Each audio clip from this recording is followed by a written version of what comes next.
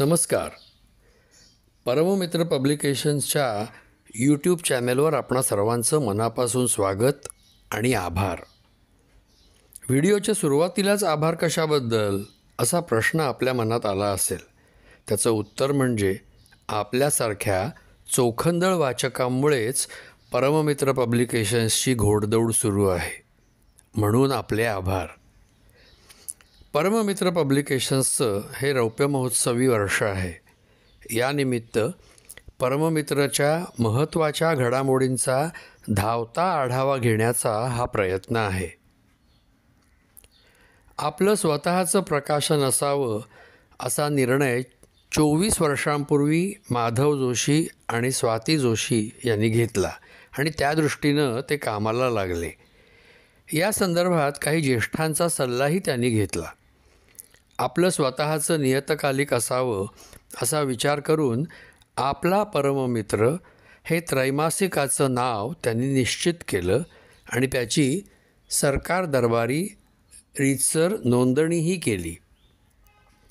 माधव जोशी हे विद्यार्थी परिषदेमध्ये काम करत असताना त्यांचे ज्येष्ठ प्राध्यापक कार्यकर्ते आदरणीय श्रीयुत यशवंतरावजी केळकर यांनी माधव जोशींना पत्र लिहिलं होतं.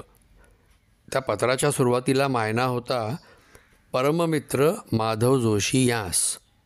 यावरूनच आपला परममित्र हे या त्रैमासिकाचं नामाभिधान झालं.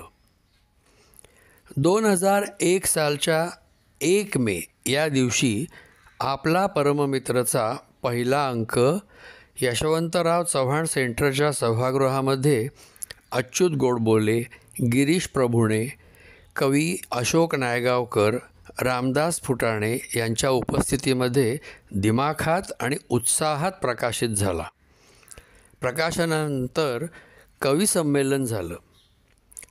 त्यानंतरचे वर्षभरातले 3 अंक अनुक्रमे ठाण्यात न्यायमूर्ती धनंजय देशपांडे यांच्या हस्ते, नाशिकमध्ये प्राध्यापक अनिरुद्ध देशपांडे यांच्या हस्ते आणि संगमनेरमध्ये आमदार बाळासाहेब थोरात यांच्या हस्ते प्रकाशित झाले.